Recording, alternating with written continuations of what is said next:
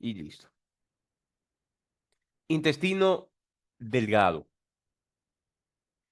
Cuando estamos pensando que el paciente tiene alguna condición, algún trastorno patológico que afecta la región del intestino delgado, hay una serie de estudios que se deben realizar para descartar o evaluar la función de dicho órgano.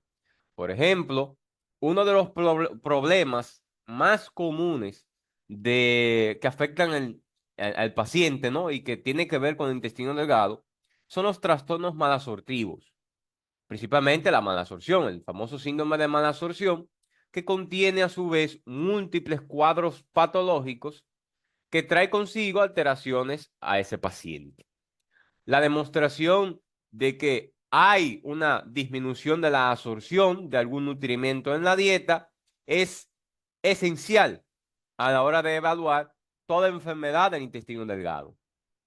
La absorción de nutrientes de la dieta puede ser segmentaria o difusa, es decir, esa mala absorción puede darse de forma segmentaria o difusa, o puede ser específica de una localización. Por ejemplo, los pacientes con deficiencia de vitaminas liposolubles, como vitamina E, vitamina K, vitamina D, tienen problemas, por ejemplo, en el intestino delgado, la parte distal, que es el ilion distal, ¿no? Pacientes que tienen trastornos de esteatorrea también pueden tener problemas del ilion distal. ¿Por qué? Porque las sales biliares se absorben en el ilion distal. Al igual que las vitaminas liposolubles que requieren de las sales biliares, también se absorben en la parte distal del ilion. O quien no sabe, por ejemplo, la absorción de la vitamina B12 o cobalamina, que se da en la porción distal del ilion. Por ejemplo, la enfermedad de Crohn, en sus inicios, afecta el ilion terminal y puede traer consigo trastornos malabsortivos, la enfermedad de Crohn. O, por ejemplo, el síndrome de sobrecrecimiento bacteriano, que afecta la región distal del ilion y puede traer consigo trastornos malabsortivos. Es muy importante recordar, ¿no? Depende mucho de la zona donde se vea afectado el intestino. Aquí hablamos algo parecido. Miren, el calcio, el hierro y el ácido fólico se absorben en el intestino proximal, en el intestino delgado proximal. El calcio y el hierro lo hacen en el duodeno. El hierro lo puede hacer también en la porción proximal del yeyuno, mientras que el calcio lo hace principalmente en el duodeno. El ácido fólico lo hace principalmente en el yeyuno, pero tiene cierta absorción también a nivel duodenal. ¿Ok? O, por ejemplo, la cobalamina, que es la vitamina B12, y las sales biliares o ácidos biliares se absorben en el ilium. ¿Ok? Es muy importante evaluar qué producto, vamos a decir, qué componente se encuentra alterado, ¿no? Porque podemos tener una idea de dónde está fallando, dónde hay el proceso malabsortivo.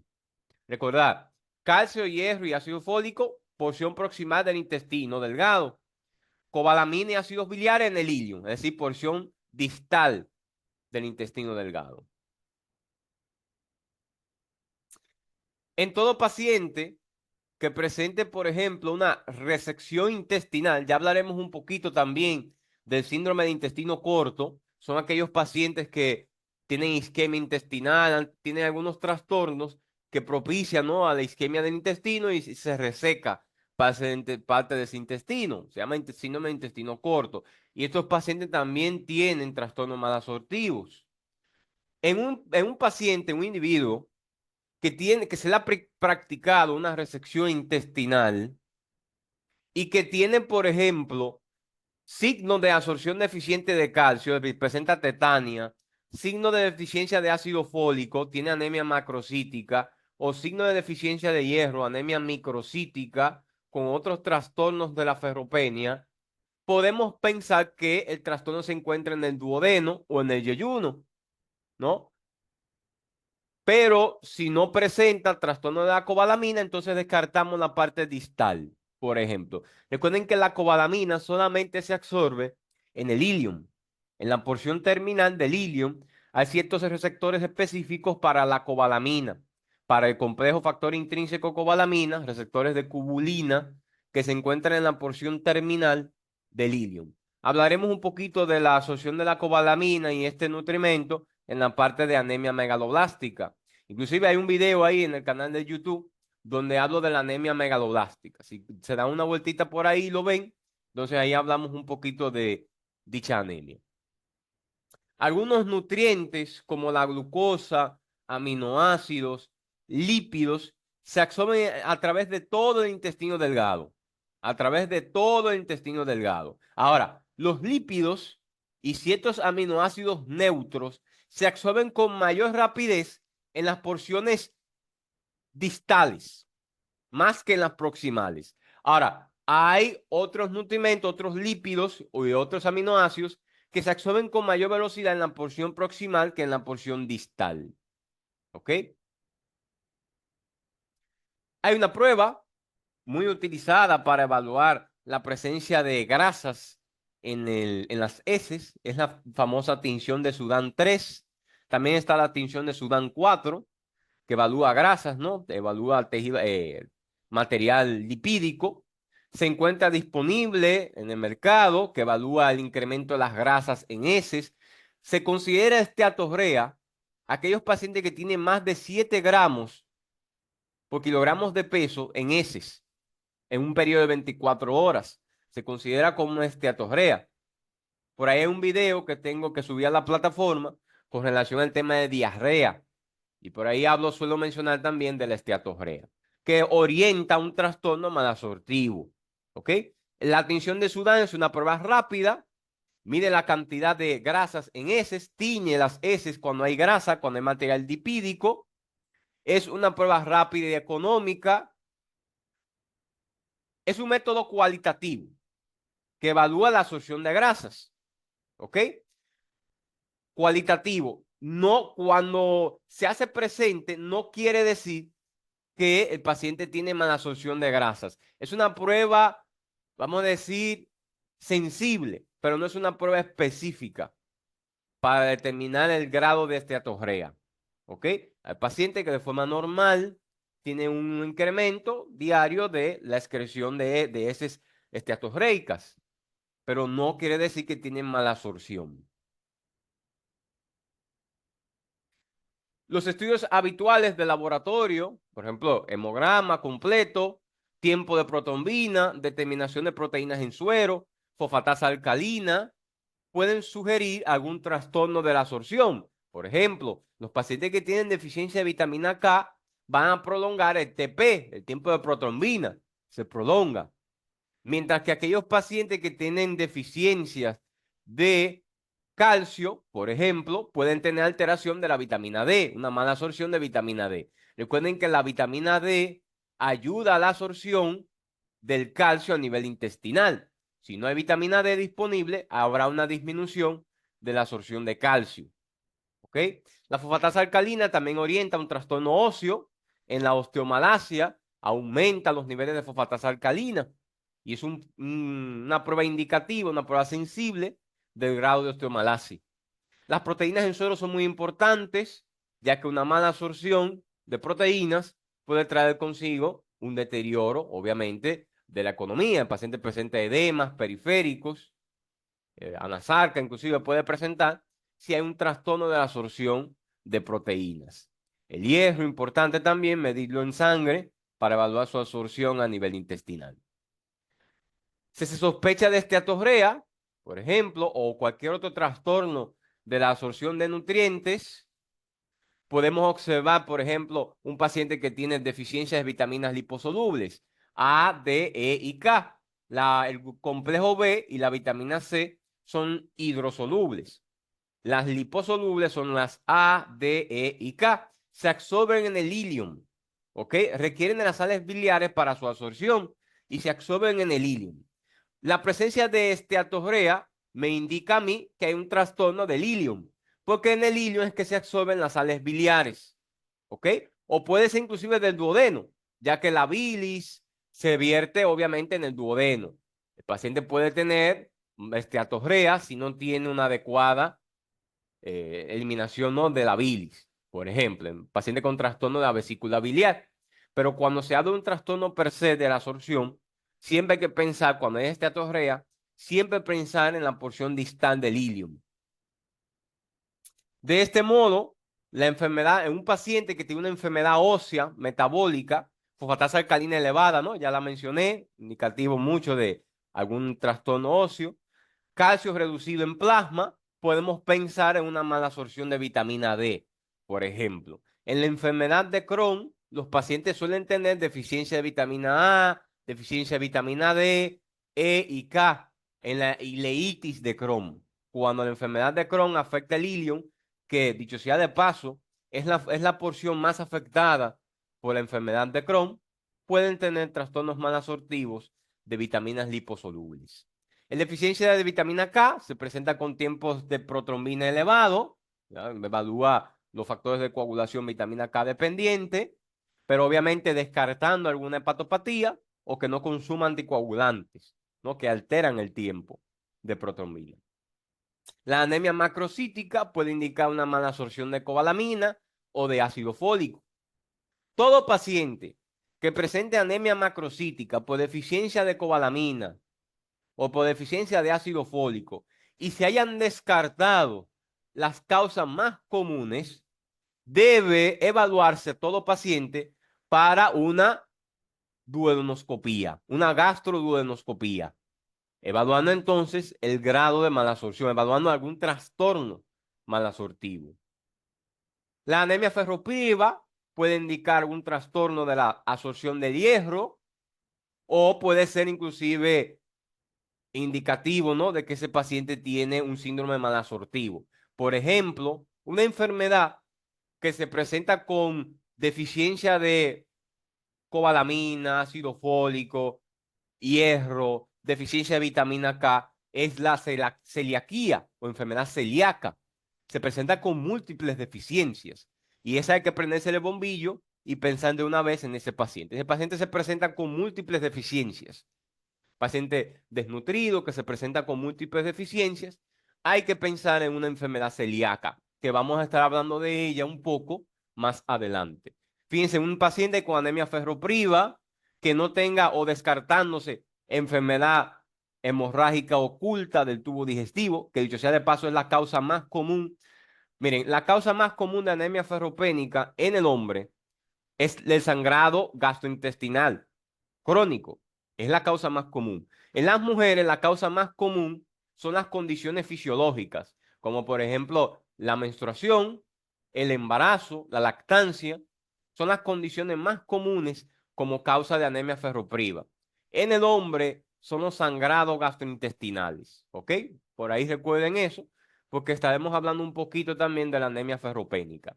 Descartándose todas estas condiciones, en una mujer, en un hombre, una mujer que no ha menstruado, ¿no? Que no tiene estas condiciones, hay que pensar en una mala absorción del hierro. Principalmente descartar una enfermedad celíaca si se presenta con otras deficiencias. Muy importante recordar. Perdón. La prueba de Schilling, esta prueba está en desuso, pero le gusta ponerla en el examen de residencias. Ustedes me confirman, pero creo que salió el año pasado. En el examen que pasó, creo que salió de nuevo la prueba de Schilling. Ha salido varias veces la prueba de Schilling. Es una prueba que está en desuso. Por ahí hablo mucho de ella en el capítulo de úlcera péptica de Helicobacter pylori y en la anemia ferropénica suelo hablar de ella también. Es la prueba de Schilling donde se marca la cobalamina y se medía en orina y en sangre en un periodo de 24 a 48 horas. No hablaremos, no vamos a redundar un poquito de ella, pero sí vamos a recordar que esta prueba es utilizada para determinar si hay o no malabsorción de cobalamina o la vitamina B12. ¿Ok? Esto sale mucho en el examen de residencia. Siempre se lo ponen como un paciente que tiene la prueba de Schilling positiva. Si tiene prueba de Schilling o test de Schilling positivo, tiene una malabsorción de cobalamina. ¿Ok? Ahora, se utilizaba mucho para el diagnóstico de gastritis atrófica como parte de una enfermedad autoinmune conocida como anemia perniciosa. Ahora, ya con tomar biopsia y medir anticuerpos, antifactor intrínseco y anticélula parietal, ya basta para hacer el diagnóstico. Ya esta prueba de Schilling está en desuso en la práctica clínica. Y no solamente evaluaba la deficiencia de cobalamina, también evaluaba la posibilidad de un trastorno hepático, un trastorno pancreático o de algún trastorno, por ejemplo, gástrico. La prueba está en desuso.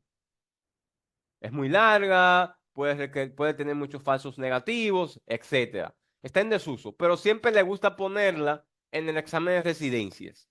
Cuando le pongan test de Schilling, siempre piensen en un trastorno mal absortivo de la cobalamina. ¿Ok? Fíjense que también evaluaba la función gástrica, pancreática, iliar. Tenía muchos aspectos que evaluaba. Se hacía más larga la prueba, muy larga.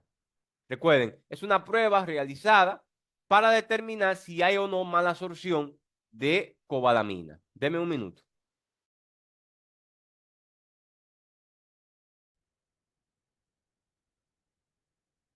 Fíjense acá, este pequeño recuadro, ¿no? Recordar, la prueba de Schilling es utilizada para el diagnóstico de malabsorción de cobalamina.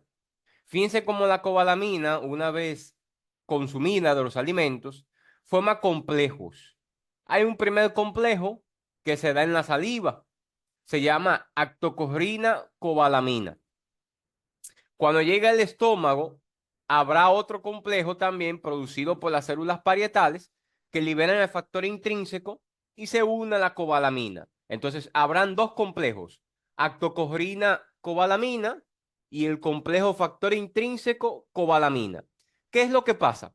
Para que la cobalamina pueda absorberse, tiene que despegarse de la actocorrina, porque la actocorrina no se absorbe a nivel del ilion distal. ¿Qué pasa? En el estómago hay una lucha de complejos. Actocorrina cobalamina, factor intrínseco cobalamina. Pero por la acidez gástrica y lo demás, predomina la actocorrina. Es decir, habrá más actocorrina uniéndose a la cobalamina. ¿Qué pasa ahora cuando ese contenido llega al duodeno? Por las secreciones alcalinas, como es la bilis o las secreciones pancreáticas, enzimas pancreáticas, estas secreciones son alcalinas, se degrada la lactocorrina. Pero ahora el factor intrínseco es resistente a la destrucción de estas proteasas, ¿no? Que se secretan a nivel pancreático y es resistente. Entonces, se degrada la lactocorrina, se libera la cobalamina y esa cobalamina que queda libre es fijada por más factor intrínseco. Y ahora predomina el complejo factor intrínseco cobalamina. ¿Ok? En el ilion distal, en la porción distal del ilion, hay unos receptores proteicos llamados cubulina, receptores de cubulina, que fijan el complejo factor intrínseco cobalamina y lo absorben en el ilion distal. Una vez absorbido, ciertas enzimas conocidas como exoglucosidasas y pectidasas degradan el factor intrínseco y se libera la cobalamina al plasma, donde la transcobalamina 2, principal proteína de transporte, capta la cobalamina y la transporta a los lugares de acción. Así se da la absorción de la cobalamina. ¿Ok? Hay ciertas condiciones, por ejemplo, la somatostatina, los inhibidores de bomba de protones, los inhibidores de los receptores de histamina tipo 2, pueden alterar la absorción de la cobalamina. ¿Por qué pueden alterar la absorción de cobalamina? Porque inhiben la secreción de ácido. Y el factor intrínseco, al igual que la secreción de ácido, ambos secretados por las células parietales, necesitan de estímulos para ser liberados. Y cualquier estímulo que inhibe, cualquier proceso que inhiba esos estímulos, entonces bloquea la liberación de factor intrínseco y de ácido y no habrá una absorción adecuada de la cobalamina. ¿Ok? En nuestro cuerpo hay una lucha de complejos por la cobalamina que se da en la saliva, en el estómago y que luego pasa al duodeno como factor intrínseco cobalamina y se une, ¿no? Se fija al ilion distal. Algunas preguntas del examen de residencias que han salido con relación a la absorción de la cobalamina son, por ejemplo, dónde se absorbe la cobalamina, en el ilion distal, que ayuda a la absorción de la cobalamina. Factor intrínseco, en el examen de residencias, lo van a ver como factor de Kastler. También le llaman así por el descubridor, factores de Kastler. Intrínseco es porque se secreta por el propio cuerpo. También lo ven así como factor de Kastler, ¿ok? Estas son algunas preguntas que han salido en el examen de residencias. Factor intrínseco de Kastler, que ayuda a la absorción de la cobalamina. El ilion distal, que es la zona donde principalmente se absorbe dicha vitamina. Recordad que hay receptores aquí en el ilion distal, llamados receptores de cubulina, que son específicos para este complejo factor intrínseco cobalamina. Una vez unido, dentro de la célula del enterocito, hay ciertas exoglucosidasas y peptidasas que rompen el factor intrínseco y liberan la cobalamina a la circulación. Es captada por la transcobalamina y transportada a su vez a las zonas de acción. ¿Ok? Es muy importante aprender un poquito. Estaremos recalcando un poquito de ella también en el capítulo de anemias, en la parte de hematología. Miren la prueba de Schilling. Se hacía por pasos. Paso 1 era administrar la B12 radiomarcada más B12 intramuscular. Entonces, se evaluaba en orina si había o no un aumento de su excreción. Si había un aumento de su excreción, quiere decir que no hay una absorción adecuada. Y hablamos de que el paciente tiene una ingesta deficiente de cobalamina. Si no había un aumento en orina, nos íbamos a un segundo paso. Y era utilizar la B12 radiomarcada más factor intrínseco. Si había más de un 10% en orina excretada, entonces hablamos de que hay una anemia perniciosa. ¿Por qué? Porque estamos administrando el factor que le falta, ¿no? Y había una anemia perniciosa. Si es no, si la prueba no resultaba positiva, entonces utilizábamos vitamina B12 radiomarcada más antibióticos. Si era positivo, hablamos de un síndrome de sobrecrecimiento bacteriano. Vamos a hablar un poquito sobre él, si nos da tiempo también. Y si la prueba era negativa, no había un resultado concreto, no íbamos a un cuarto paso, donde administraba la vitamina B12 radiomarcada con enzimas pancreáticas. Si era positiva, había una deficiencia pancreática, y si no era positiva, entonces había que descartar otras causas. Fíjense que ya no es una prueba utilizada de rutina. No es que vamos a utilizarla en todo paciente. Está en desuso la prueba. Simplemente con medir anticuerpos y biopsia puedo descartar una anemia perniciosa. Con una endoscopía puedo descartar sobrecrecimiento bacteriano. Con evaluación de la función pancreática puedo descartar una deficiencia pancreática. Es decir, la prueba no es a todo el mundo que se le hará, ya está en desuso, ya muchos libros ni siquiera la ponen. Pero entonces, como se pregunta mucho en el examen de residencias, solamente hago mención de la prueba, ¿no? Es para determinar la causa de deficiencia de vitamina B12. ¿Ok? Fíjense aquí. Este fue en el año 2022. Un paciente llega a consulta con anemia. Se le realizó la prueba de Schilling, que reportó ser positivo. Entonces, ¿cuál es la vitamina deficiente en este caso? Bueno, la cobalamina. Fíjense que así es que suelen ponerla en el examen de residencia. No suelen abundar mucho sobre la prueba de Schilling, porque ya es una prueba que está en desuso. La edición 21 de Harrison ya no la tiene, no la pone la prueba de Schilling. ¿Ok? Si la ponen, ustedes van a ver en la edición 20 o en la edición 19. Aunque la edición 20 no la he visto en español todavía, la pregunta la sacan más de la edición 19. Todavía la siguen sacando de la edición 19. Las preguntas del examen de residencias con relación al libro de Harrison. Hay otras pruebas que son utilizadas para evaluar la malabsorción. Una de ellas es la prueba de desigilosa en orina. La desigilosa en orina evalúa la absorción de carbohidratos. ¿Ok? Es decir, los carbohidratos se absorban más en el duodeno y evaluamos la función de la porción proximal del intestino delgado. ¿Ok? La desigilosa es una pentosa que se absorbe casi de forma exclusiva en la porción proximal del intestino delgado, principalmente en el duodeno. Y cuando el paciente le administramos una dosis de 25 gramos de desigilosa y lo medimos en orina en un periodo de 5 horas. Si hay una prueba anormal, es decir, una excreción menor a 4.5 gramos, reflejamos que el paciente tiene o refleja que el paciente tiene una absorción alterada del duodeno o del yeyuno. ¿Ok? La desigilosa tiene que absorberse y se excreta en orina. Entonces medimos, ¿no? Si hay una adecuada excreción. Si no hay una adecuada excreción, quiere decir que no hay una adecuada absorción. Entonces, el paciente tiene una alteración de la absorción de carbohidratos. Inclusive puede dar falso positivo en aquellos pacientes que tienen intolerancia a la lactosa. Puede dar falso positivo esta prueba. Esta prueba solamente es útil para evaluar la función duodenal y yeyunal, principalmente del duodeno. Se llama prueba de desigilosa en orina. Hay ciertos estudios que, aunque no descartan, no son específicos para evaluar un trastorno absortivo, podemos observar algunas alteraciones anatómicas que pueden estar provocando en ese paciente un trastorno malabsortivo. Un estudio con contraste de varios no excluye la posibilidad de que exista una enfermedad del intestino delgado. Cuando hablo de enfermedad del intestino delgado, hablamos principalmente de malabsorción, ¿ok?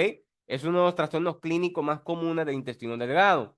Ya por ahí hablaremos un poquito más de trastornos anatómicos, estructurales, como los tumores o los divertículos, por ejemplo.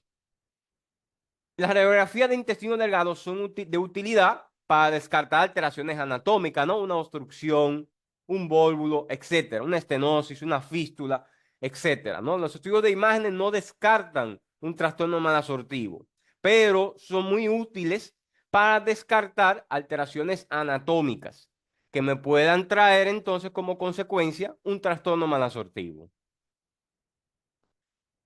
Algo importantísimo para establecer el diagnóstico de una enfermedad malabsortiva, como por ejemplo la celiaquía necesitamos de biopsia para descartarla o confirmarla. Una biopsia de la mucosa del intestino delgado es esencial como parte de todo paciente con esteatorrea demostrada o diarrea crónica. Y yo les hago una pregunta con relación a la diarrea. Si ustedes vieron el video de diarrea que está en la plataforma, hago mención a una clasificación de la diarrea. ¿A partir de cuántas semanas o superior a cuántas semanas consideramos que una diarrea es crónica? Déjeme contestar una pequeña llamada. Le dejo con esa pregunta. ¿A partir de las cuántas semanas? Recuerden, de acuerdo al libro de Harrison, es los libros donde sacan los exámenes de residencias, que es importante aprender.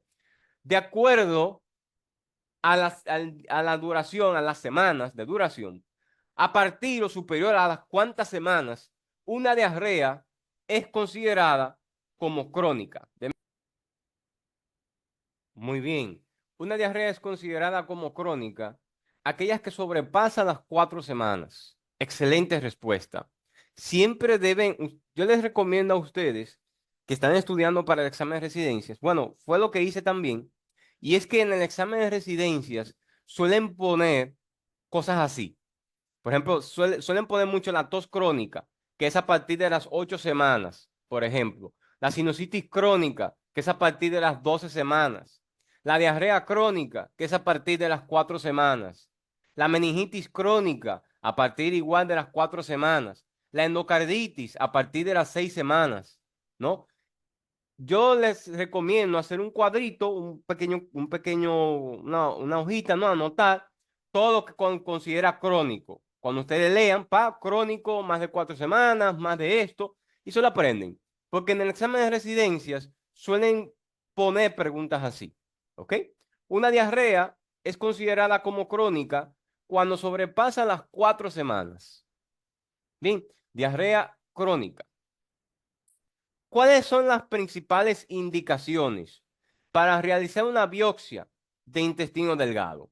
Dentro de las principales indicaciones tenemos la sospecha o demostración de esteatorrea o enfermedad o diarrea crónica, ¿no? En todo paciente que tenga esteatorrea, más de 7 gramos de grasas en heces en un periodo de 24 horas, o una diarrea que sobrepase las 4 semanas, está indicada la biopsia.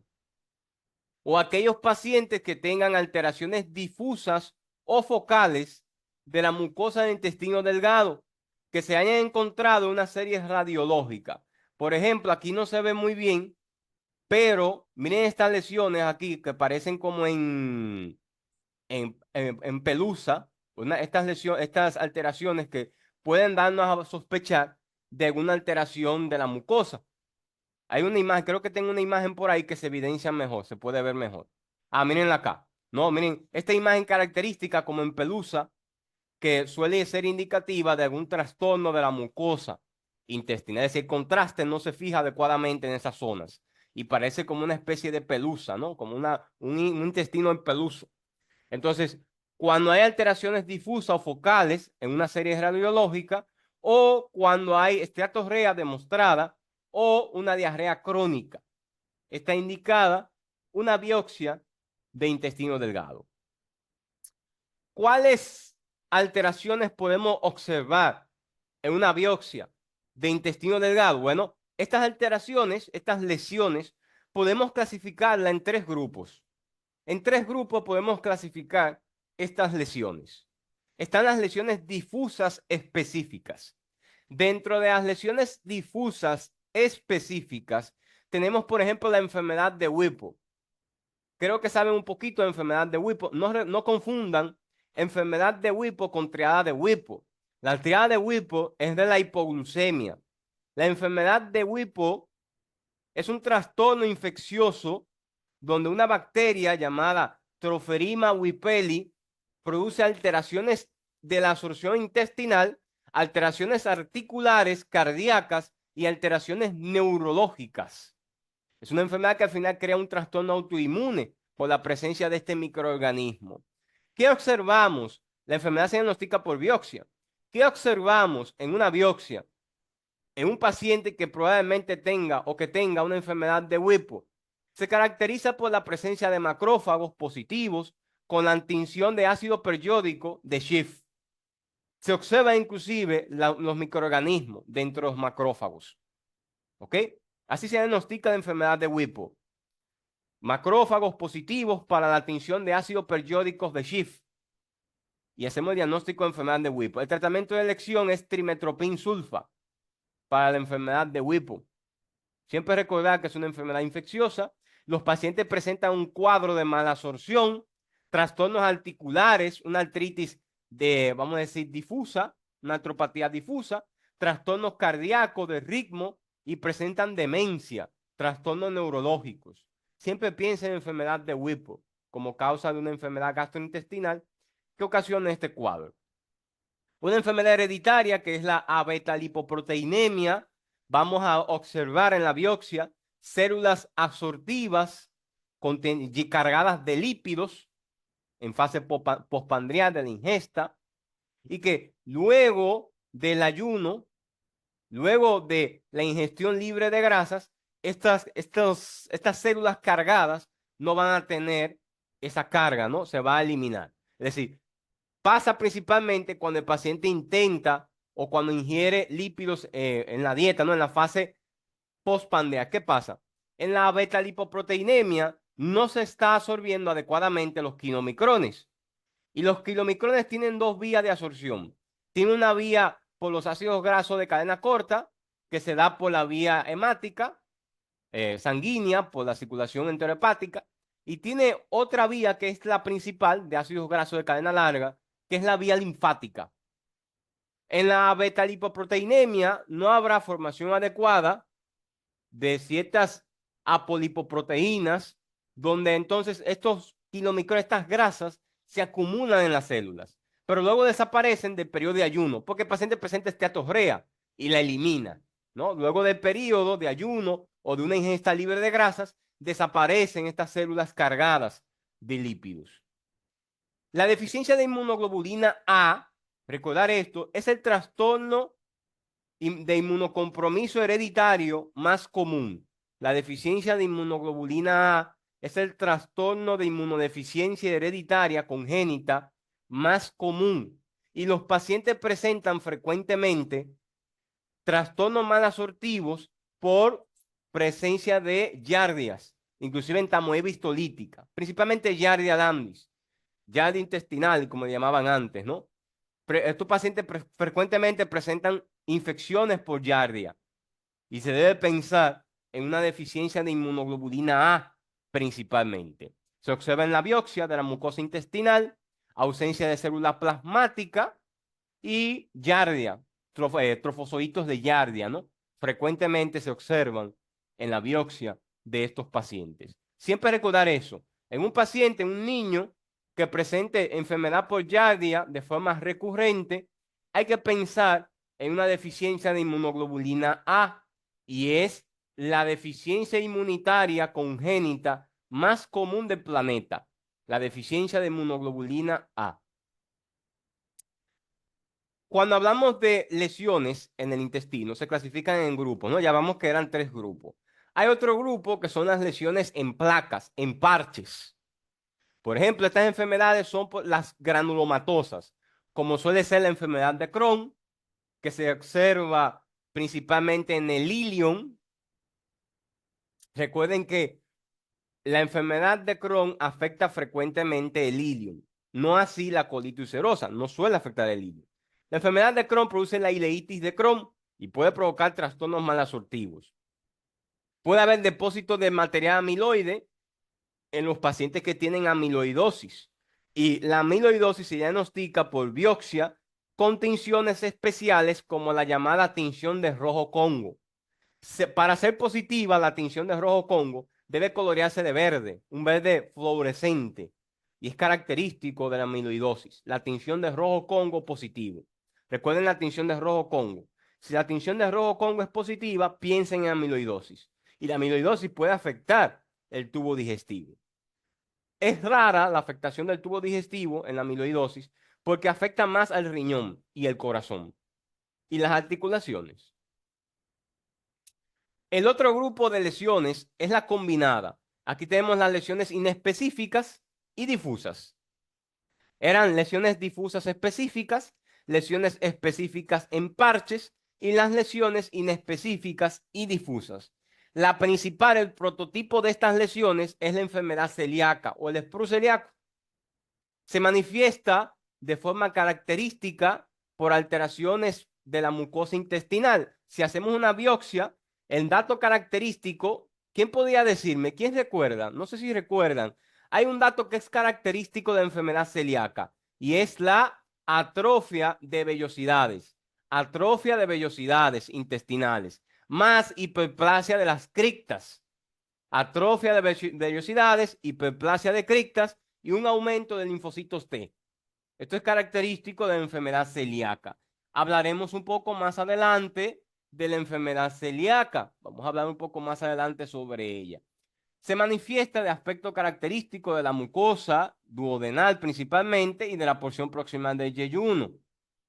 Bien, el sprue tropical tiene las mismas características que la enfermedad celíaca. Sin embargo, yo les hago aquí una pregunta.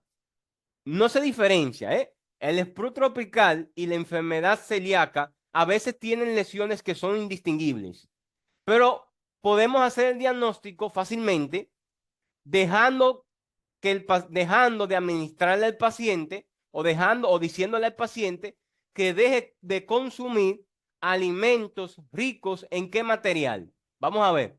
¿A qué se debe la enfermedad celíaca?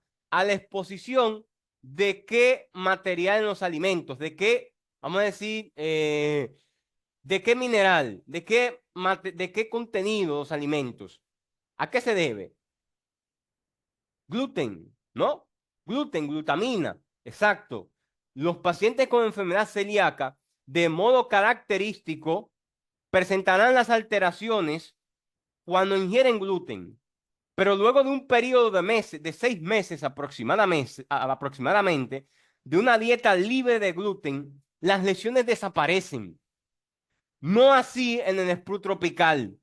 En el sprue tropical, de modo característico, las lesiones empiezan a mejorar con el uso de ácido fólico y de doxiciclina, antibióticos. Se cree que tiene un origen infeccioso. Y aquí podemos hacer una pequeña diferencia. En la enfermedad celíaca, las lesiones mejoran con la ausencia de gluten en la dieta, que es parte esencial del tratamiento. Mientras que en el sprue tropical las lesiones suelen mejorar con el uso de antibióticos y de ácido fólico.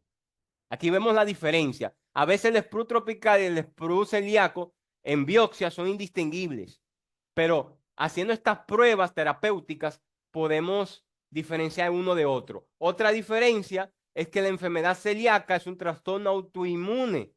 Estos famosos anticuerpos, por ejemplo, anticuerpos antiendomicio, que son los más específicos, anticuerpos antitransglutaminasa, anticuerpos antigliadina, que son los anticuerpos que se elevan en estos pacientes. En el sprue tropical, aunque pueda haber anticuerpos positivos, por lo general no hay. ¿Ok? Muy importante recordar las diferencias de estas enfermedades malasortivas, que son el prototipo de los trastornos malasortivos. Denme otro segundo, chicos, disculpen. Ay. Fíjense acá. En este recuadro prácticamente estamos resumiendo todo lo que hemos mencionado con algunas cosas agregadas. Por ejemplo, si la lesión del intestino es difusa, son específicas y difusas, podemos pensar una enfermedad de Whipple. Encontramos entonces en la biopsia, ¿no? El dato fisiopatológico.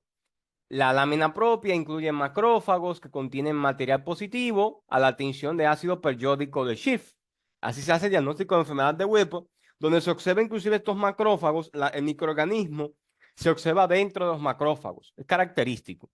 La agamaglobulinemia, los pacientes presentan ausencia de células plasmáticas, por ejemplo, en los pacientes que tienen deficiencia de inmunoglobulina A.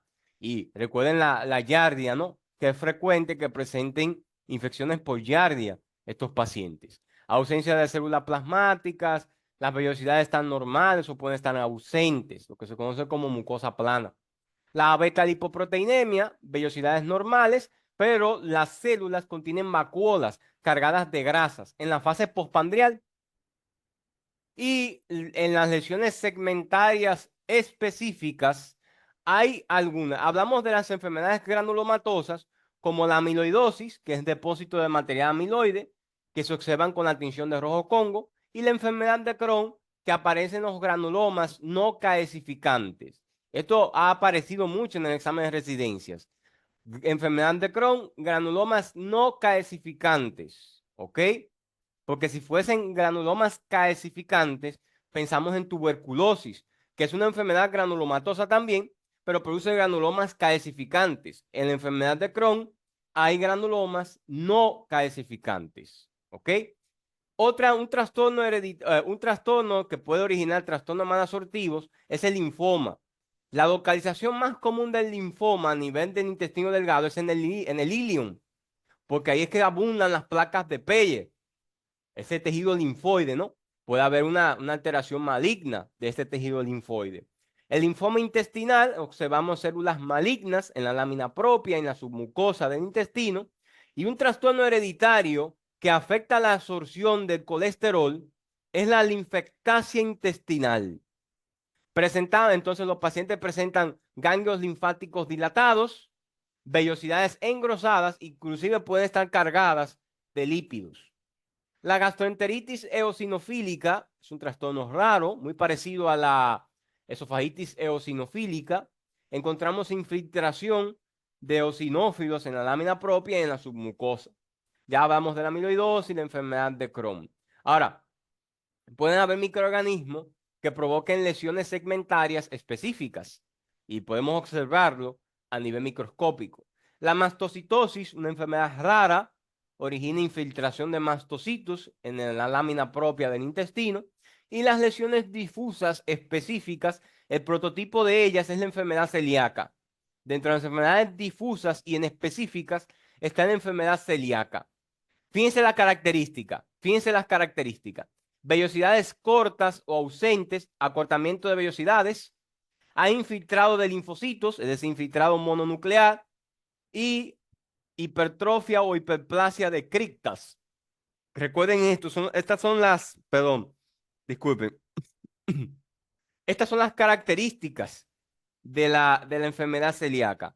Acortamiento de vellosidades o ausencia, infiltrado de linfocitos, es decir, monocitos, lesiones epiteliales, que no es un dato muy específico, pero así la hipertrofia o hiperplasia de las criptas. Recuerden que en el sprue tropical las lesiones son muy similares a la enfermedad celíaca, a veces son indistinguibles, pero recordar las diferencias no en cuanto a la ingesta de gluten o a la presencia de anticuerpos y la mejoría clínica que tiene una y otra cuando se suspende el consumo de gluten.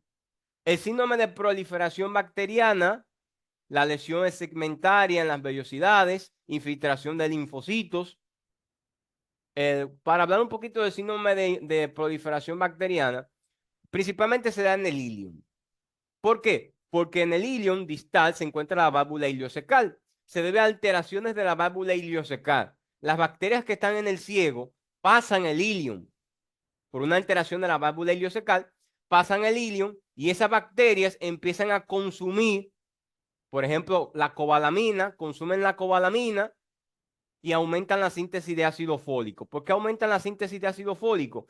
Porque estas bacterias que proliferan en el intestino delgado producen folatos y característicamente el paciente presentará una anemia macrocítica con deficiencia de cobalamina, pero con aumento de folatos. Esto es muy característico del síndrome de proliferación bacteriana, que estaremos hablando un poquito de él en capítulos posteriores, ¿ok? La deficiencia de folato, la deficiencia de vitamina B12, podemos observar vellosidades cortas, disminución de la mitosis en las criptas, la megaloblastosis, que se observa también característica por estas deficiencias. La enteritis por radiación suele afectar frecuentemente el ilion y puede provocar deficiencia de otros nutrimentos, tanto de folatos como de cobalamina, si afecta el ilion distal. En el síndrome de Zollinger-Ellison, este síndrome es raro, ¿no? Donde hay úlceras en porciones distales del intestino. Podemos observar ulceración, erosión de la mucosa por la cantidad de ácido secretada por el gastrinoma. En la desnutrición proteica calórica, observamos atrofia de vellosidades, proliferación bacteriana secundaria por alteraciones proteicas, y en la enteritis inducida por fármacos, hay datos histológicos que pueden ser variados. Puede ir de atrofia de vellosidades a ulceraciones en la enteritis inducida por fármacos. Chicos, voy a tener que dejarlo hasta acá. Vamos a continuar el viernes con la enfermedad celíaca. El viernes voy a tratar de estar con usted un poquito más temprano. Voy a tratar. Lo voy a dejar por acá con la enfermedad celíaca. Hablamos un poquito de la introducción, de los trastornos de mala absorción. La enfermedad celíaca es un tema importantísimo. No se ha mencionado mucho en el examen de residencias. Sí han hecho preguntas con relación al gluten y la enfermedad celíaca. Voy a tratar de subir el video de una vez a la plataforma. Quedamos acá en enfermedad celíaca. El tema, en la parte más larga del tema de gastro es el intestino delgado. El hígado también es un poquito largo. Y vamos a dejarlo hasta acá con enfermedad celíaca. Hablaremos de esta enfermedad muy importante a estudiar. Recuerden que es un trastorno autoinmune donde se debe a la presencia de autoanticuerpos que se crean contra el gluten. ¿Verdad? El gluten es una especie, actúa como una especie de antígeno para estos anticuerpos y el paciente crea autoinmunidad. Nada, muchachos, nos veremos el viernes. Voy a tratar de empezar 5:30 más o menos, perdón, 6:30 más o menos, para avanzar un poco más. Estamos terminando, como quiera, el módulo de gastro. Recordad que hay videos en la plataforma donde hablamos de todas estas enfermedades también. Y recordad verlos, ¿no? Para que no se queden atrás. Por ahí viene el módulo de ginecostetricia. ¿Ok? Nada, chicos, lo voy a tener que dejar por acá porque no me siento un poquito bien de salud. Y nada, nos vemos entonces el viernes, 6:30 aproximadamente, con el tema de enfermedad celíaca. Les deseo feliz noche, cuídense mucho y nos vemos en la próxima.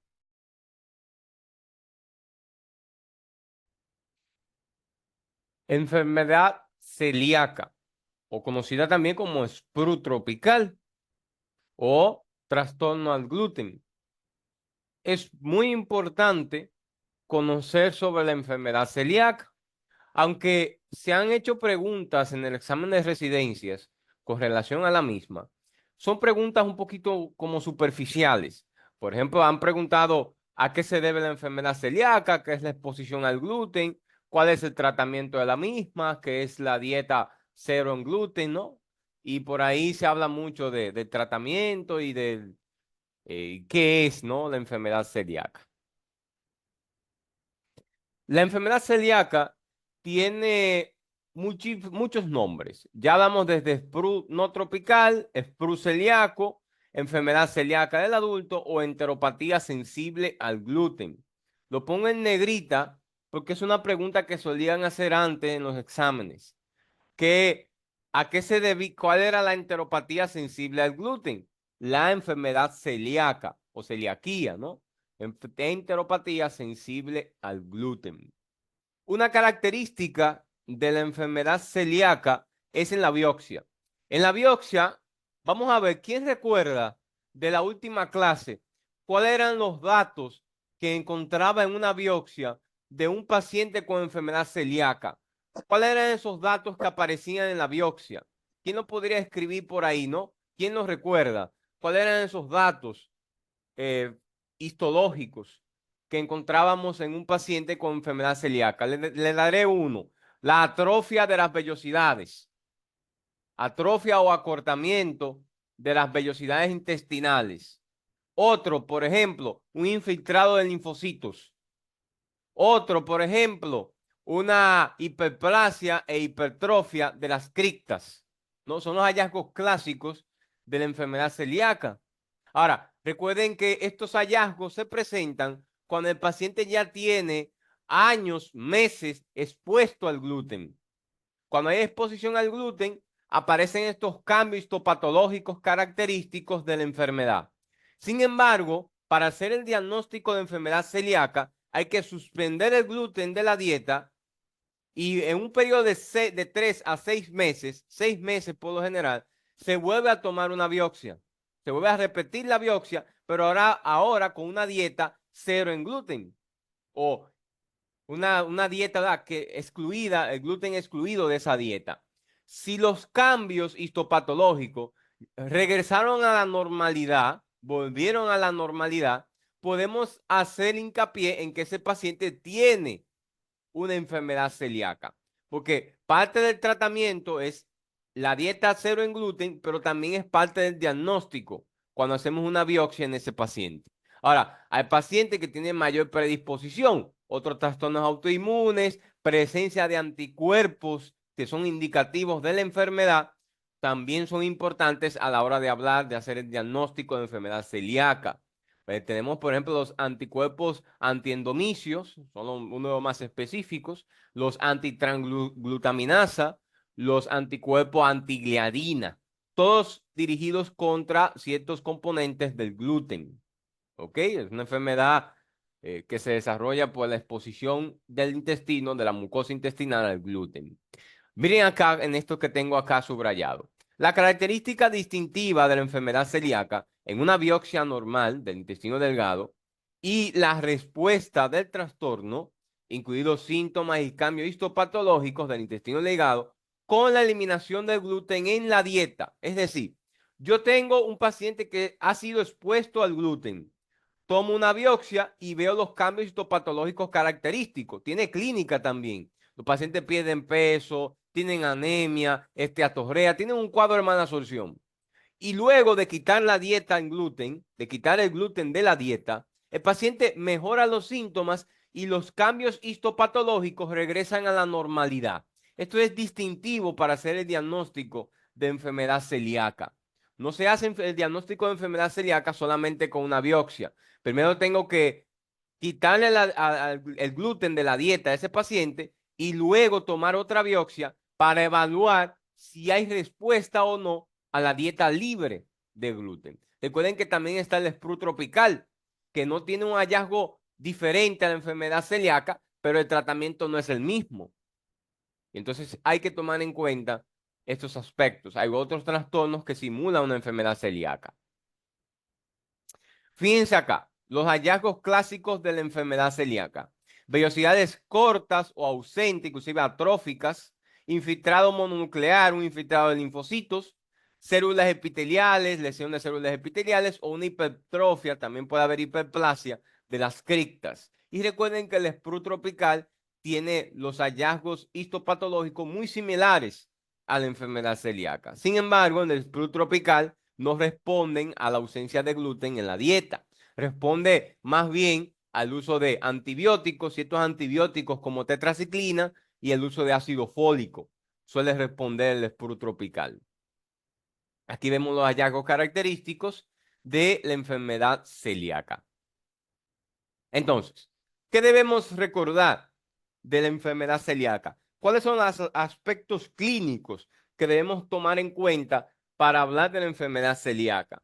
Los síntomas de la enfermedad celíaca aparecen con la introducción de los cereales en la dieta del lactante. Es decir, eso es un paciente que ya tiene años con exposición al gluten, ¿no? Hay una enfermedad celíaca también del niño, como hay una enfermedad también celíaca del adulto. La del niño por general suele ser latente hasta que el adulto la desarrolla completamente. Recuerden que los cereales en su mayoría contienen gluten. Hay cereales libres de gluten, pero la mayoría de los cereales que se introducen en la dieta son ricos en gluten. Y ahí viene, ¿no? El niño exponiéndose a ese antígeno. Los síntomas varían desde una enfermedad muy grave, un trastorno muy malasortivo muy grave, con esteatorrea, pérdida de peso, disminución de los nutrientes como suele aparecer en la anemia. El paciente tiene una anemia carencial total, una anemia con deficiencia de hierro, una anemia con deficiencia de AB12 y una anemia con deficiencia de ácido fólico, carencial total.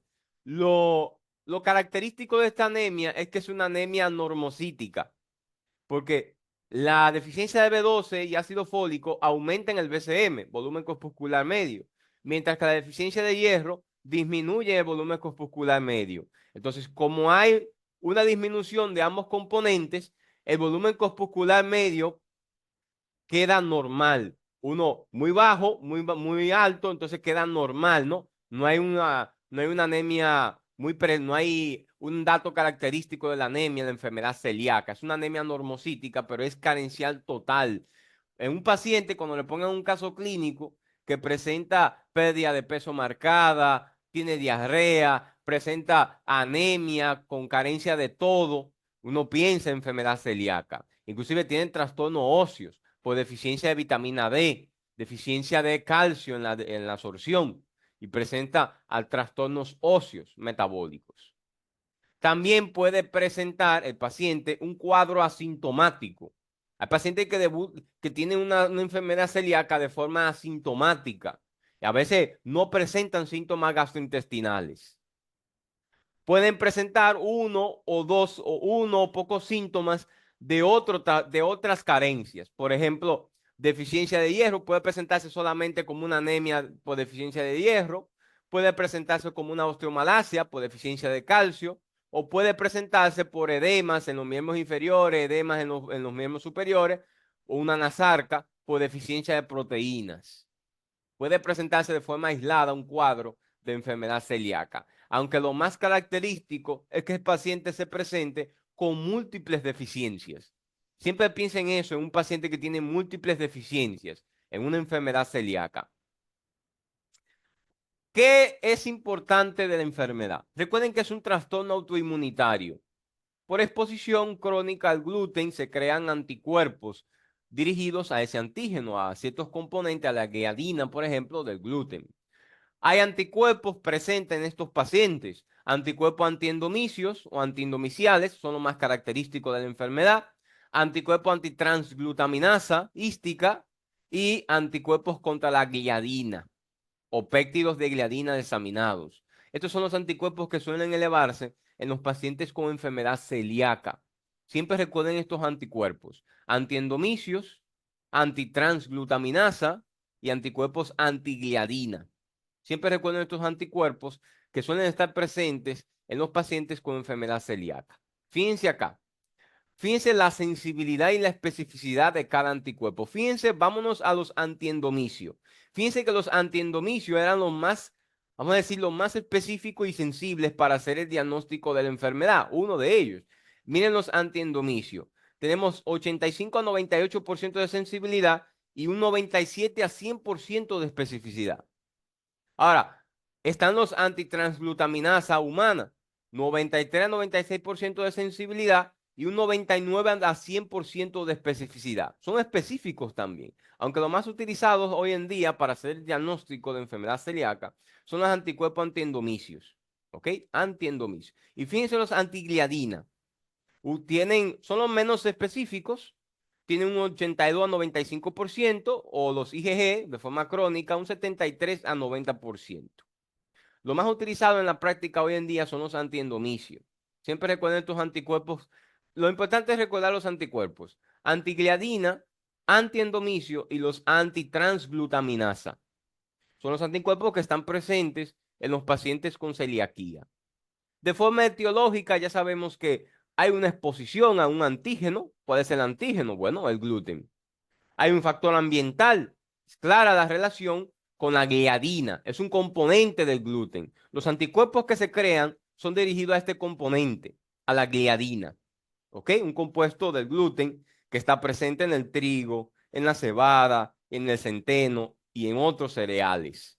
Se acompaña de anticuerpos séricos, la enfermedad, ya sabemos los antigliadina, antiendomicio y antitransglutaminasa, ¿no? Los TTG, antitransglutaminasa. Hay ciertas teorías que no ponen estos pacientes. Hay pacientes que tienen anticuerpos negativos y desarrollan la enfermedad.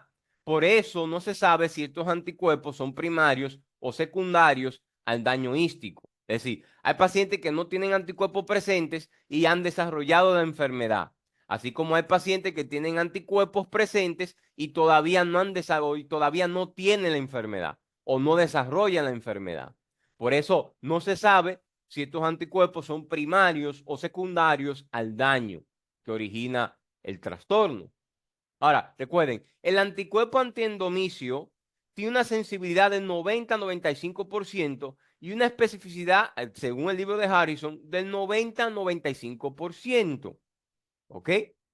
Hay otro antígeno también, otro anticuerpo conocido como el anticuerpo transglutaminasa, antitransglutaminasa, el que desamina la gliadina, que es el antigliadina.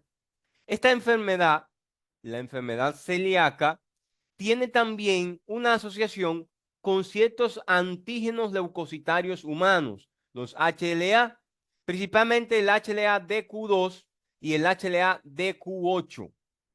Y por esta razón, estos pacientes tienen asociación con otros trastornos autoinmunes, como por ejemplo tiroiditis de Hashimoto, enfermedad de Graves-Basedow, miastenia gravis, por ejemplo también hiperparatiroidismo autoinmune, también por ejemplo enfermedad hepática autoinmune con angitis esclerosante primaria. Es decir, hay una asociación, vitíligo también, hay una asociación, enfermedad de Addison, hay una asociación de esta enfermedad con otros trastornos autoinmunes, por esta asociación que tienen con los antígenos leucocitarios humanos, principalmente la enfermedad celíaca, el HLA-DQ2 y el HLA-DQ8, asociados a esta enfermedad.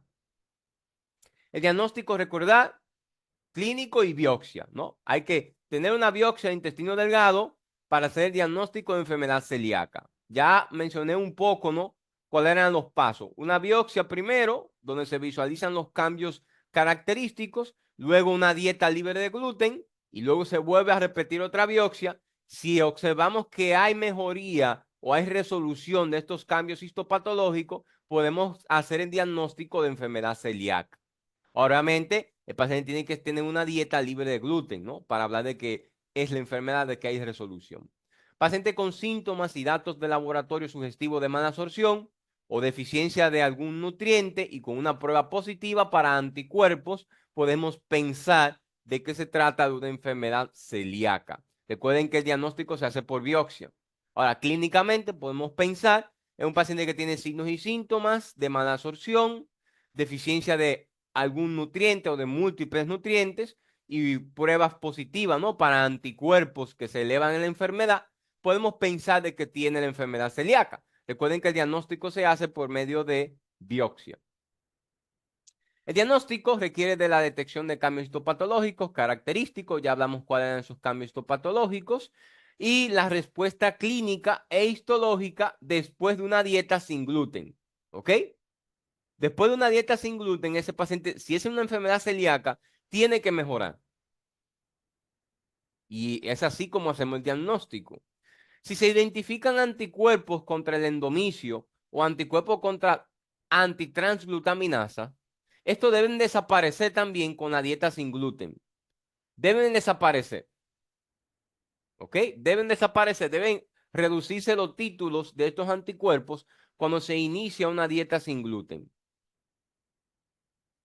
¿Cuáles son los cambios histopatológicos que encontramos en la enfermedad? Ya mencionamos algunos. Entre ellos está el incremento del número de linfocitos, ya hablamos perdón, del aumento del linfocito, ¿no? A nivel intraepitelial, ausencia o disminución de la altura de las vellosidades, con aspecto aplanado y atrofiado, incremento de la proliferación de las células de las criptas, es decir, hiperplasia de las criptas, ¿no? O hipertrofia de las criptas y pérdida de las estructuras de las vellosidades con atrofia de la vellosidad. Ya lo mencionamos, ¿no? Esos eran los hallazgos característicos de la enfermedad celíaca. Un aumento del linfocito, disminución de las vellosidades o atrofia de las vellosidades y la hiperplasia o hipertrofia de las criptas. Estos son los hallazgos típicos de la enfermedad celíaca. Ahora, la enfermedad celíaca no solamente se presenta con trastornos malasortivos, también puede presentarse con trastornos cutáneos. Por ejemplo, una enfermedad relacionada a la enfermedad celíaca, y quiero que tengan en cuenta, es la dermatitis herpetiforme, también conocida como enfermedad de Darwin. Enfermedad de Darwin o dermatitis herpetiforme. Puede a veces hacernos confundir. Cuando hablamos de dermatitis herpetiforme, no es herpes. Herpetiforme significa similar al herpes. Cuando hablamos de herpetiforme, ¿no? Similar a el herpes. No es por herpes, sino es que adquiere una distribución, unas lesiones que son muy similares a la dermatitis herpética. Muy similares. Pero no tratamos de una dermatitis herpética, sino una dermatitis herpetiforme que es parte de los trastornos cutáneos de la enfermedad celíaca. Recuerden esto siempre. Dermatitis herpetiforme. Cuando hablamos de dermatitis herpetiforme, hacemos asociación con la enfermedad celíaca. Origina lesiones papulovesiculares muy parecidas a la dermatitis herpética, que a veces nos puede hacer confundir. Sobre todo, aparecen los miembros inferiores, como ven en esta imagen, que no lo suele hacer la dermatitis herpetiforme. No lo suele hacer, pero hay casos. Ahora, recuerden el otro nombre de esta enfermedad. Enfermedad de Darwin. Bien, enfermedad de Darwin o dermatitis herpetiforme. No es la enfermedad, el herpes, es una enfermedad celíaca desarrollándose en la piel. Hay otras complicaciones que vienen asociadas a la enfermedad celíaca. Se sabe que aquellos pacientes que tienen la enfermedad tienen mayor riesgo de presentar tumores malignos, principalmente linfomas. Tienen mayor riesgo de presentar tumores estos pacientes. Hay pacientes que no suelen responder también a la dieta sin gluten o no mejoran. También pueden complicarse con esta forma de enfermedad celíaca severa que no responden a la dieta sin gluten o pueden presentarse con un trastorno de mal pronóstico que se presenta con trastornos malasortivos crónicos, que es el llamado sprue colagenoso, un trastorno raro, grave, parte de las complicaciones de la enfermedad celíaca, el sprue colagenoso. Sprue tropical, deme un minuto muchachos, y vamos a hablar de este trastorno que es muy similar a la enfermedad celíaca.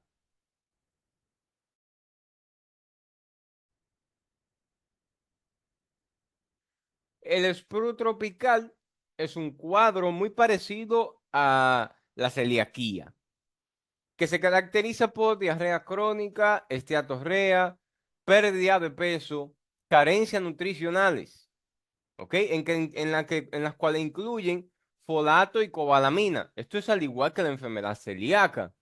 Es un trastorno que si no hacerse una biopsia y no se ven las mejorías o los cambios clínicos que hay en el gluten, podemos tener en cuenta que pueden solaparse, ¿no? Pueden confundirse uno del otro.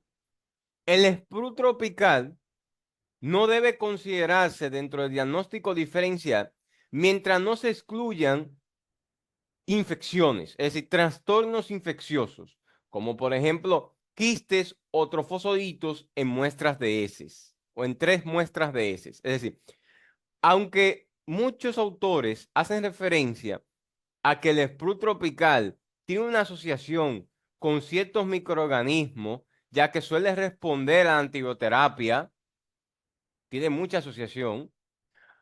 Primero, para hablar de tropical, hay que descartar infecciones comunes que originan cuadros de malabsorción crónica. Por ejemplo, Yardia. La Yardia lambda origina cuadros de malabsorción crónica que pueden hacernos confundir con un spur tropical. Es un trastorno que hasta el momento no tiene una causa exacta. Sí se sabe que se origina en los trópicos, por eso tiene una asociación con una relación, ¿no? Con ciertas infecciones a nivel intestinal, pero hasta que no se descarte los procesos infecciosos crónicos, no debe considerarse un paciente como que tiene un sprue tropical. Este trastorno responde a los antibióticos, principalmente a las tetraciclinas. Esto fue una pregunta de examen de residencias que salió. Trastorno que responde a las tetraciclinas y al ácido fólico. Bueno, el sprue tropical. ¿Ok? Responde a los antibióticos, por lo cual se señala que quizás este trastorno esté relacionado con la presencia de algún microorganismo o por uno o más microorganismos. Primero hay que descartar los procesos infecciosos crónicos, los trastornos no parasitarios crónicos, para hablar después de un sprue tropical.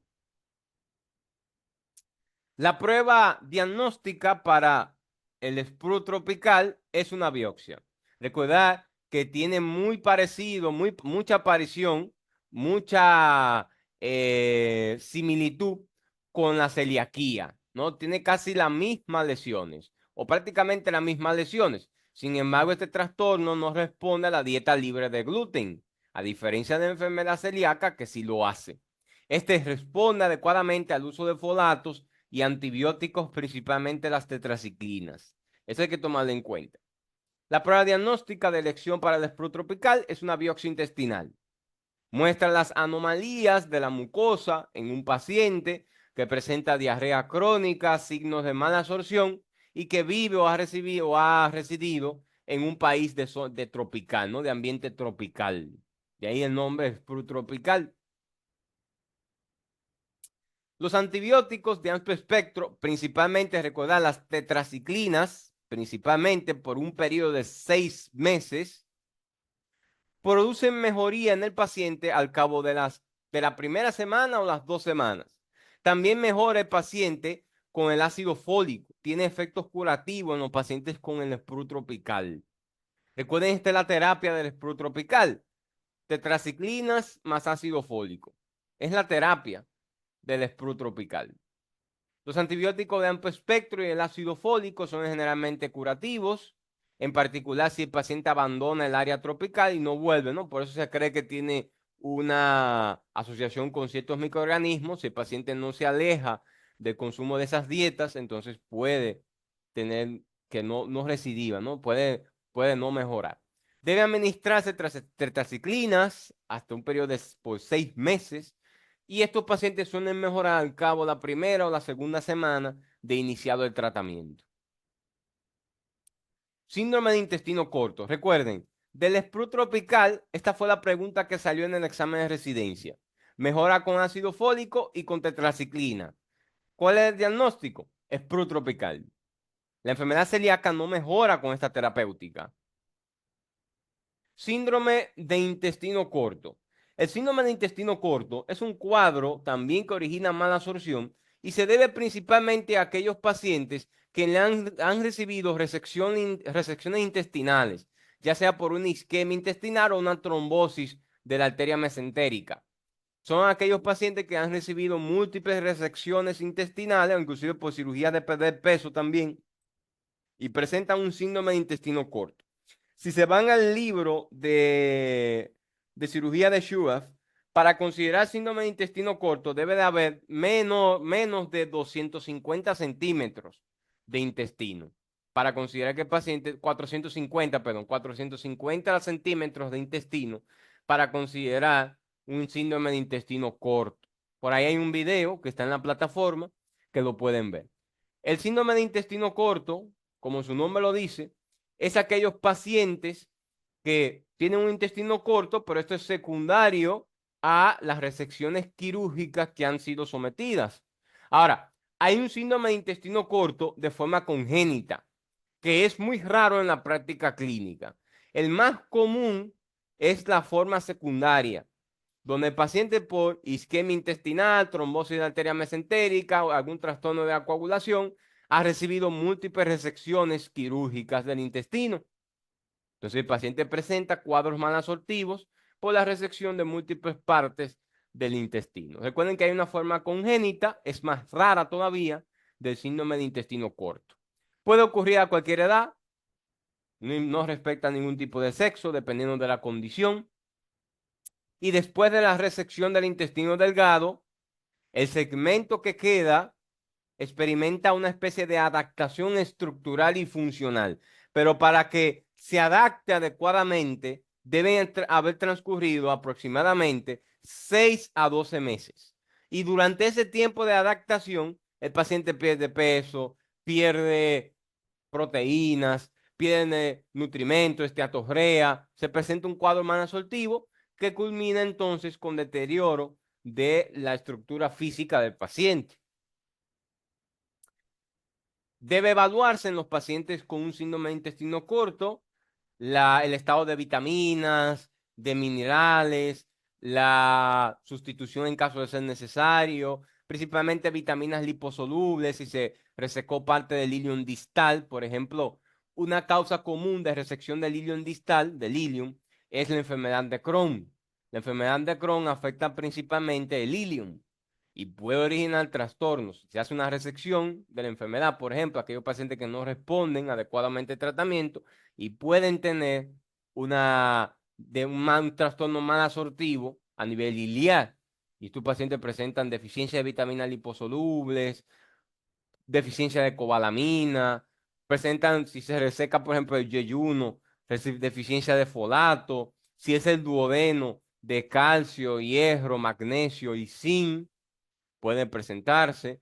También hay pacientes que presentan deficiencias de proteínas con la formación de edemas, esteatorrea por disminución de la absorción de sales biliares, etcétera. No es un cuadro malabsortivo. Ahora estamos en los cuadros de malabsorción.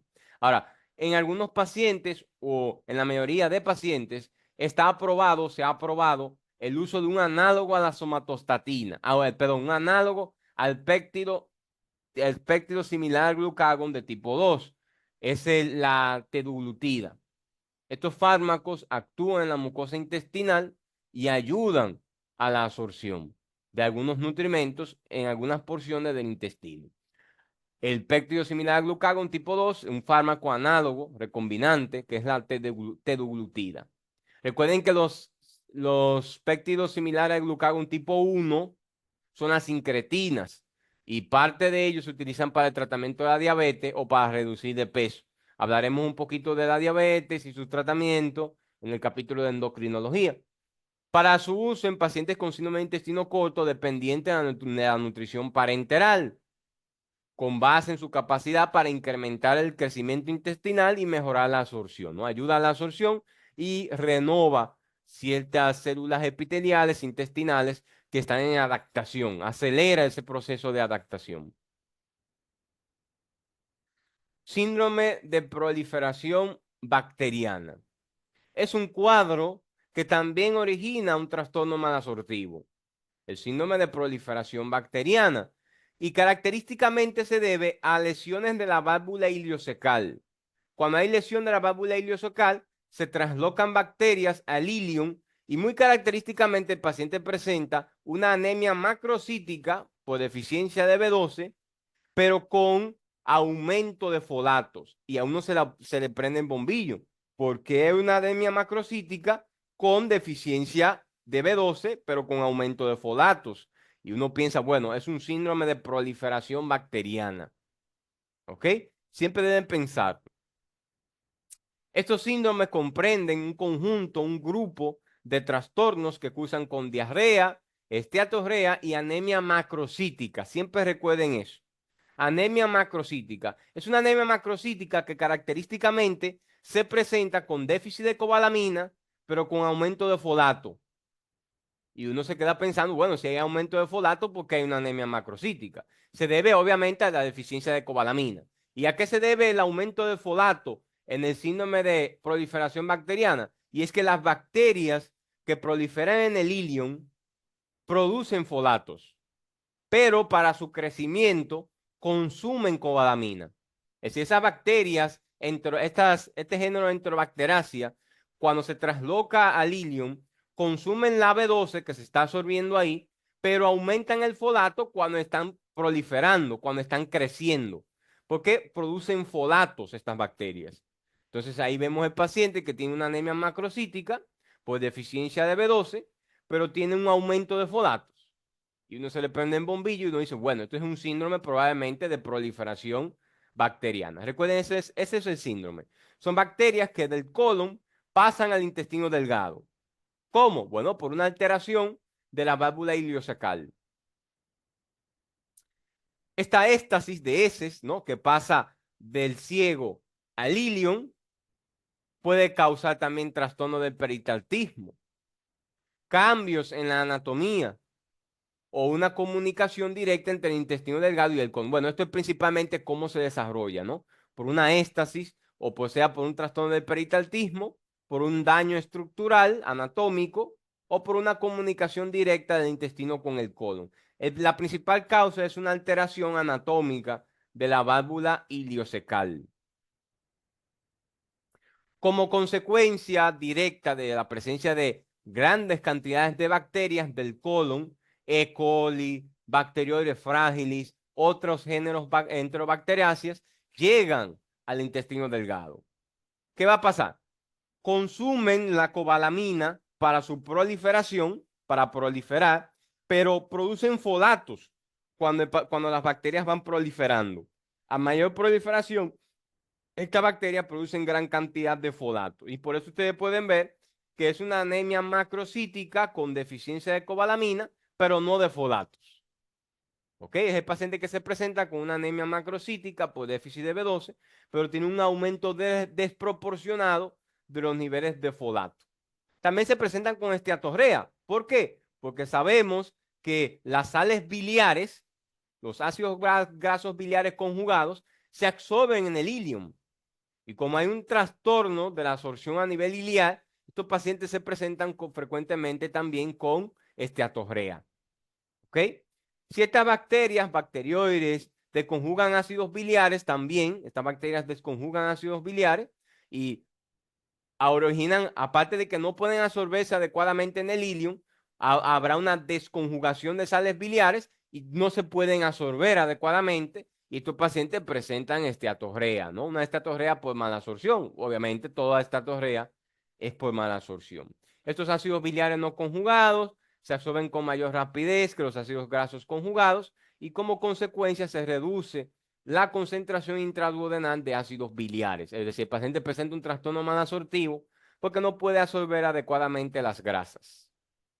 De forma etiológica, la proliferación bacteriana se presenta cuando, ya lo mencionamos, bacterias se meten a la luz del intestino delgado por una éstasis anatómica o funcional o por una comunicación entre el intestino delgado y el recto, y ahí viene el problema, ¿no? Las bacterias se meten al ileum, se meten al intestino delgado y empiezan a proliferar, empiezan a hacer estragos o a ocasionar alteraciones. Entonces, ¿cuáles son algunas de las alteraciones que pueden propiciar al paciente a un síndrome de proliferación bacteriana? La presencia de uno o más divertículos, tanto en el duodeno como en el yeyuno, fístulas y estenosis relacionadas con la enfermedad de Crohn, un síndrome de asa aferente duodenal proximal, después de una gastrectomía subtotal o una gastroyeyonostomía, una derivación intestinal, como por ejemplo para el tratamiento de la obesidad, y la dilatación en el sitio de anastomosis intestinal previa. Todo esto puede originar también cambios o alteraciones en la estructura de la válvula iliocecal. El diagnóstico de síndrome de proliferación bacteriana debemos sospechar, ya lo mencioné, ¿no? En todo paciente con un trastorno malasortivo que presente déficit de cobalamina, pero tenga un aumento desproporcionado de folatos. Recuerden que las bacterias que llegaron ahí producen folatos. Cuando ellas están en proliferación, están creciendo, cuando consumen, cuando empiezan a proliferar, empiezan a producir folatos y ese folato aumenta, ¿ok? Siempre hay que pensarlo. Nivel bajo de cobalamina, pero con un aumento de folatos. Y hay que pensarlo. De manera ideal, los síndromes de proliferación bacteriana excesiva es cuando sobrepasa toda la mucosa ileal, se diagnostican por la demostración de cifras aumentadas de bacterias del colon, aerobias y anaerobias, en un aspirado yeyunal. Le hacemos un aspirado y entonces en ese aspirado evidenciamos múltiples bacterias que por lo general se encuentran en el colon. La prueba de hidrógeno en el aliento también es muy útil para el diagnóstico de síndrome de proliferación bacteriana. Las bacterias empiezan a degradar este disacárido, ¿ok? Empiezan a degradar la lactulosa y a producir hidrógeno. Y se hace positiva la prueba. La prueba de Schilling es más para el diagnóstico de deficiencia de cobalamina, ¿no? También permite, administramos antibióticos, tratamiento para bacterias a nivel intestinal y medimos utilizamos la prueba de Schilling. Pero se encuentra en desuso por su larga duración y los falsos positivos que tiene. A menudo el diagnóstico se sospecha por los datos clínicos y se confirma por la respuesta al tratamiento. Se trata con antibióticos, el síndrome de proliferación bacteriana y obviamente corrigiendo la lesión anatómica o el daño estructural que se presente. Recuerden siempre pensar, perdón, en el síndrome de proliferación bacteriana en un paciente que tiene niveles bajos de cobalamina, pero niveles altos de folato. Se presenta con anemia macrocítica, ¿ok? Esto es lo característico del síndrome de proliferación bacteriana. Y el antecedente, ¿no? De que fue sometido a una cirugía, de que tiene alguna otra enfermedad que originó una lesión anatómica que hizo que hubo una éstasis, ¿no? En la mucosa intestinal. Enfermedad de Whipple. Es una enfermedad infecciosa que también origina trastorno malasortivo. Y no sé si recuerdan, les dije que se caracterizaba por unos hallazgos clínicos como artropatías, alteraciones articulares, trastorno malasortivo, trastornos cardíacos y demencia o trastornos neurológicos. Siempre hay que pensar en enfermedad de Whipple cuando se nos presente un paciente con esas características. Deme un minuto.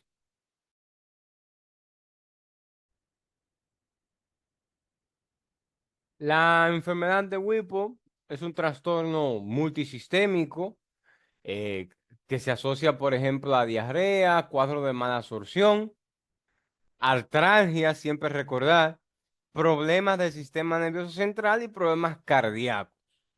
La primera exposición se da a nivel intestinal, luego se desarrolla un trastorno sistémico con la aparición de alteraciones articulares, cardíacas y del sistema nervioso central. Se debe principalmente a una bacteria.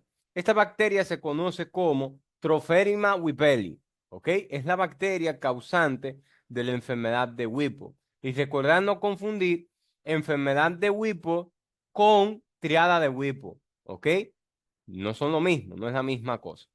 El bacilo gram positivo es un bacilo pequeño que habita o puede habitar en el tubo digestivo y característicamente cuando hacemos una biopsia de intestino delgado con la tinción de ácido periódico de Schiff, característicamente observamos macrófagos, inclusive se puede ver microorganismos dentro de los macrófagos con la tinción y es el hallazgo característico de la enfermedad. Se hace por biopsia el diagnóstico de enfermedad de Whipple. Es una bacteria de difícil crecimiento. Por ende, se prefiere hacer el diagnóstico histopatológico. ¿Ok? La presentación clínica, los pacientes se presentan con un cuadro de malabsorción, con diarrea, esteatorrea, dolor abdominal, pérdida de peso, para luego ir desarrollando artropatías migratorias de articulaciones grandes, fiebres, inclusive síntomas oftalmológicos, alteraciones cardiovasculares y con cuadros demenciales, alteraciones neurológicas. Es el cuadro característico de enfermedad de Whipple. Suele tener una predilección por varones caucásicos de edad madura, sobre los 60, 65 años de edad. Suele predominar en este tipo de pacientes. Recuerden que el diagnóstico, podemos pensar en un paciente que tiene enfermedad de Whipple, que tiene esteatorrea, diarrea, un cuadro multisistémico, ¿no? Con alteraciones cardíacas y neurológicas. Recordad que el diagnóstico es mediante cortes histológicos, donde observamos macrófagos positivos para la tinción de ácidos periódicos de Schiff y contienen los bacilos característicos, ¿no? Dentro de los macrófagos se encuentran los bacilos. Y esto es característico para hacer el diagnóstico de enfermedad de Whipple. El tratamiento de elección de la enfermedad es el trimetoprim sulfa. Es el tratamiento de elección y se utiliza hasta por más de un año.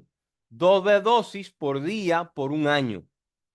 El trimetoprim sulfamethoxazol es el tratamiento de elección para la enfermedad de Whipple. Siempre recordarlo.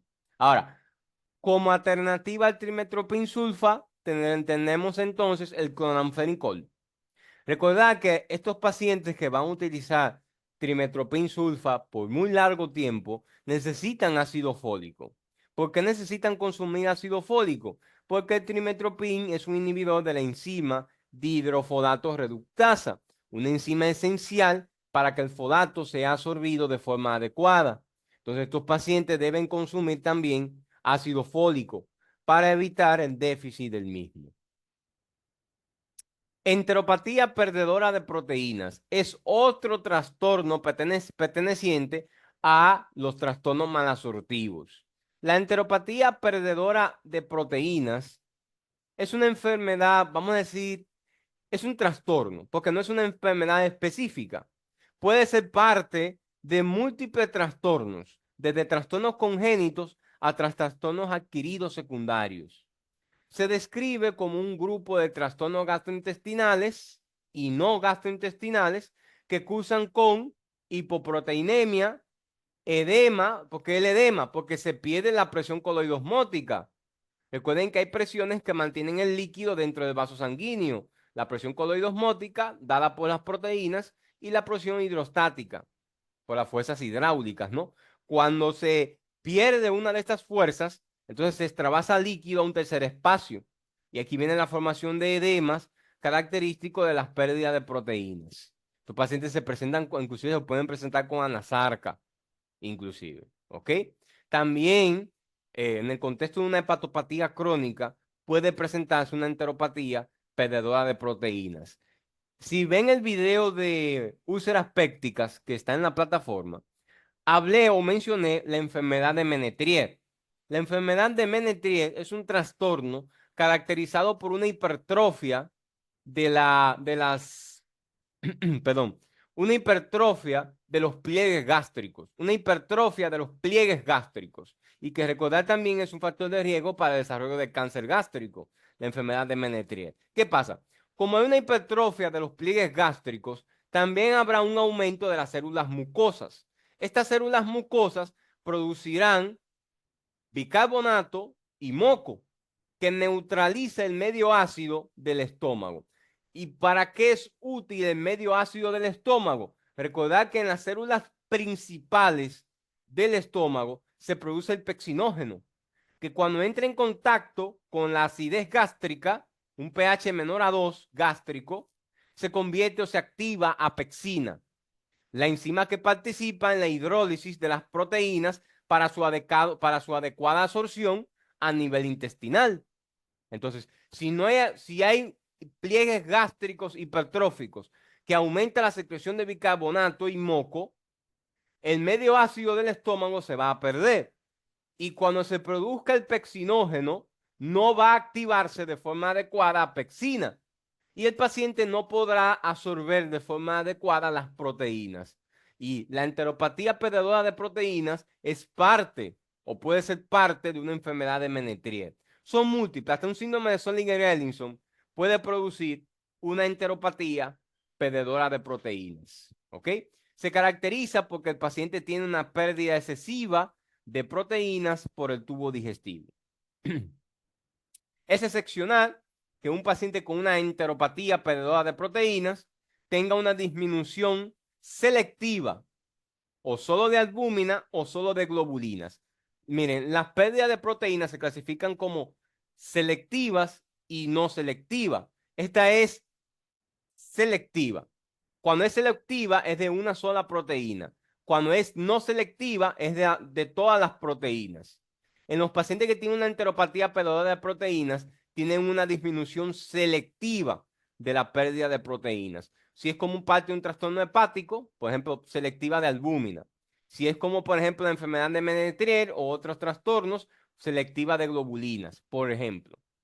Y es una proteína, una pérdida selectiva.